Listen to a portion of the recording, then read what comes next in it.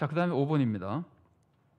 예수님과 여인의 네 번째 대화를 보시면은 여인이 예수님께 물을 달라 그러니까 예수님이 갑자기 다른 얘기를 하시죠. 남편을 불러오라 그러시죠. 이 말은 무슨 뜻이죠?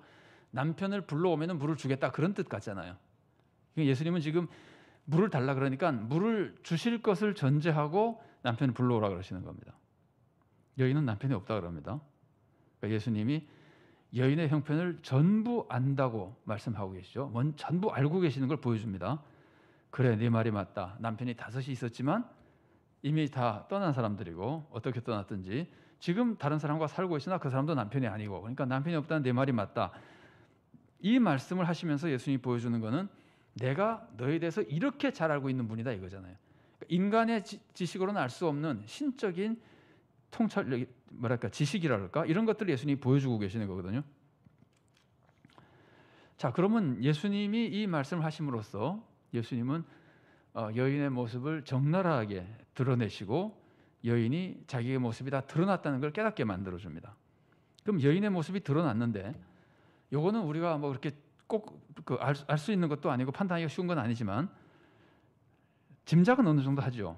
이 사람이 그냥 선하고 경건한 사람인데 불행히 결혼에 실패한 사람인 것인지 아니면은 정숙하지 못한 사람인 것인지, 지금 사는 사람이 남편이 아니라면 뭔가 좀 문제가 있는 거죠. 그죠? 그러니까 이 사람이 굉장히 부끄러운 모습을 예수님이 다 알고 계신다는 것을 예수님이 드러내 주시는 겁니다. 그래서 여인은 여기서 예수님의 권능을 깨닫게 되는 겁니다. 그러니까 제대로 인정하게 되는 거죠. 자기의 정체를 아는 것을 보고. 요한복음 보면은 예수님이 나다나엘을 부르실 때 나다나엘이 예수님께 가니까 내가 너 뭐가 나뭐 있을 때 봤다 그러니까 깜짝 놀라면서 신앙 고백하죠. 그러니까 신적인 지식을 예수님이 보여주는 것도 굉장히 중요한 사람들을 믿게 만드는 예수님의 표적 중에 하나입니다. 자, 그래서 예수님이 이 권능을 보여주고 여인은 이런 감정이었겠죠, 그죠? 두려움, 나를 속속들이 아는 특별한 사람, 그리고 자신의 부끄러움에 대한 부끄러운 모습, 마음, 또 예수님에 대한 경외심, 그러면서 예수님께 뭔가 도움을 받고 싶어하는 위대한 분이 내 앞에 섰다는 것은 도움받고 싶은 마음이 생길 거 아니야. 누구나. 이 여인도 지금 도움이 굉장히 필요한 사람이잖아요. 우리도 마찬가지죠. 뭐 특별하게 고통을 당하지 않더라도 굉장히 능력 있는 사람이 있으면 뭔가 도움을 받고 싶어하는 게 이제 인간의 일반적인 모습인데 이 여인이 얼마나 그렇겠습니까?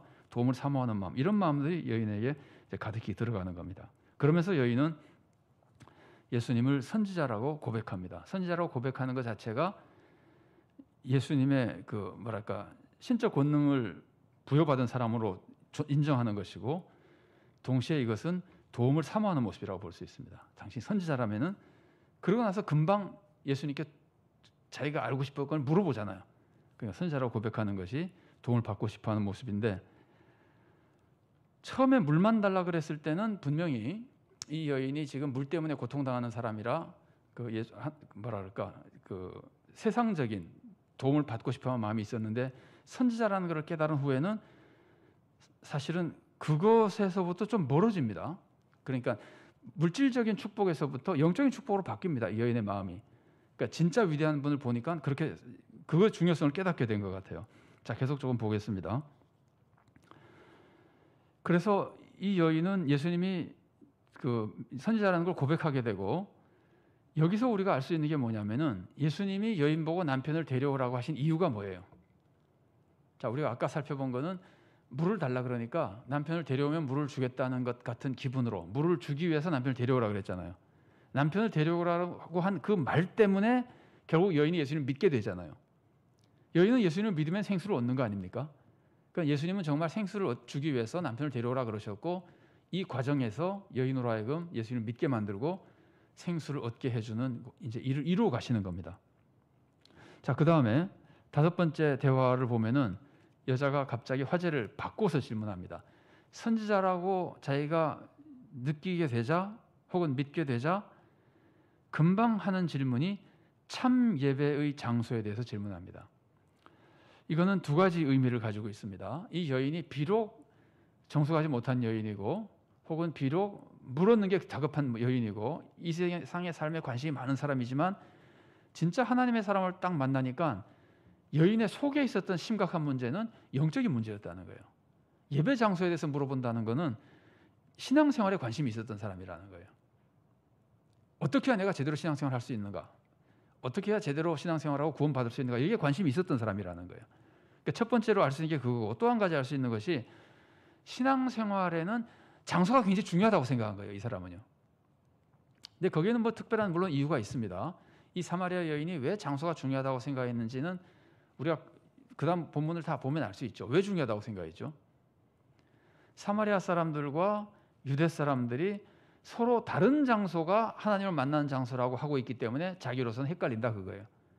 그래서 어디가 진짜냐 이제 이렇게 물어보는 거죠. 그러니까 그 사회 분위기가 각각 서로 다른 장소를 가지고 여기가 진짜 하나님을 만나고 예배하는 곳이라고 주장하고 있으니까 여인으로서는 그걸 잘 몰라서 그게 굉장히 중요하다고 생각했던 겁니다. 어쨌든 여인은 영적인 문제에 관심이 있었던 사람이고, 그리고 특히 이 여인은 예배 장소가 중요하다. 지금은 특별히 둘로 나뉘어 가지고 어느 쪽에서 예배 드려야 진짜 하나님 만나고 구원받느냐 하는 거에 대해서 이 여인으로서는 굉장히 깊은 고민이었던 거예요. 여러분, 중세에 그 교황이 영향을 굉장히 많이 미칠 때 교황이 둘이었었던 적이 있죠. 역사 보면은 그 교황이 둘이었었던 때요. 그 교회사 공부하시는 분 말씀이 성도들은 죽을 지경으로 고통스럽다 그래요. 어느 교황을 따라야 구원받느냐? 이해가 되시죠? 어느 교황을 따라 구원받느냐. 이 여인은 지금 그런 심정인 겁니다. 어디 장소가 진짜 구원받을 수 있는 장소냐. 이제 그래서 이 여인이 장소에 굉장히 심각한 문제를 고민을 하고 선자라고 생각하니까 질문을 했는데, 예수님은 여기서 결정적으로 중요한 답변을 해주십니다. 예배 장소는 중요하지 않다. 장소가 중요한 게 아니다. 그럼 뭐가 중요한 거죠? 영과 진리로 예배드리는 것이 중요한 것이다. 자, 이 문맥을 보면은 장소가 중요하지 않다. 영과 진리로 예배드리는 게 중요하다 그러면 영과 진리로 예배드리는 것이 무엇과 대조되는 거죠? 장소를 중요하게 생각하는 것과 대조되잖아요. 달리 말하면은 외형과 대조되잖아요. 그래서 영과 진리로 예배드리는 것은 외형이 아닌 우리의 진심과 진정한 믿음, 진정한 마음, 우리의 마음, 영적 자세가 중요한 것이다. 이걸 보여줍니다. 그런데 여기서는 그것만 보여주는 것이 아니고, 영과 진리는, 영은 성령님, 진리는 예수님, 이것을 동시에 보여주고 있는 겁니다. 이전 성경은 여러분 기억이 나시죠? 신령과 진정으로 그랬죠. 그러니까 진정으로 그러면은 진심이라는 기분이 들죠. 신령하다는 것도 영적이라는 기분이 들죠. 그러니까 번역을 그렇게 할 수도 물론 있습니다. 그런데 이것을 의미상으로 더 가깝게 번역하는 것은 영과 진리가 더 잘 맞는 것 같고, 특히 진리는 성경에서 특히 요한복음이 진리가 예수님이잖아요. 내가 곧 길이요 진리요 생명이라고 하잖아요. 영도 물론 영이라는 단어 하나만 가지고 성령을 의미할 때가 많이 있습니다. 그래서 이 영과 진리로 예배드린다고 하는 것은 두 가지 의미를 가지고 있습니다. 하나는 예수님 안에서 성령님의 감동 속에, 성령님 안과 예수님 안에서 예배드리는 것이 중요하다, 이런 뜻이 되기도 하고, 예수님과 성령님을 포함하지 않더라도 그냥 진심으로 마음과 영의 자세가 중요한 것이다, 이런 뜻이 되기도 하고, 이 두 가지 뜻이 다 있다고 볼 수 있습니다.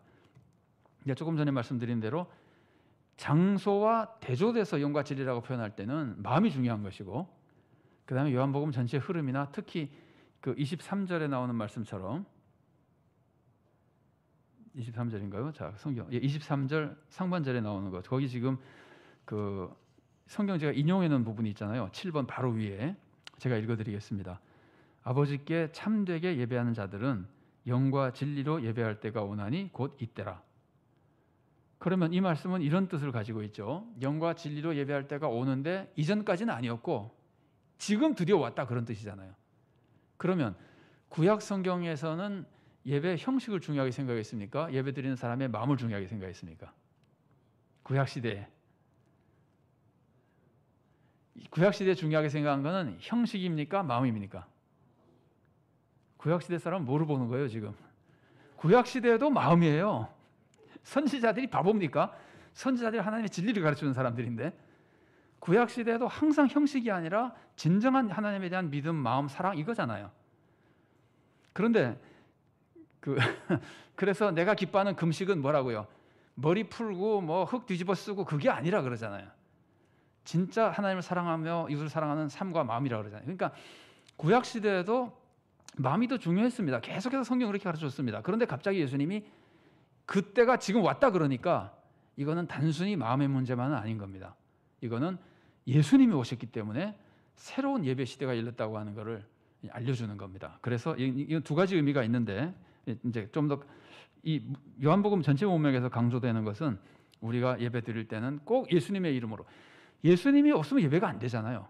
예수님이 없으면 기도도 안 되고 뭐 아무것도 안 되잖아요. 예수님이 우리의 중보자시고 구원자시니까. 그래서 예수님 있어야 되고 성령님의 감동과 인도가 있어야 되고, 그래서 영과 진리는 예수님과 성령님 안에서, 그러면서도 물론 우리의 형식이 아니라 마음이 중요하다는 걸 알려주며 참 예배의 자세를 우리들에게 알려주는 것이라고 볼 수 있습니다.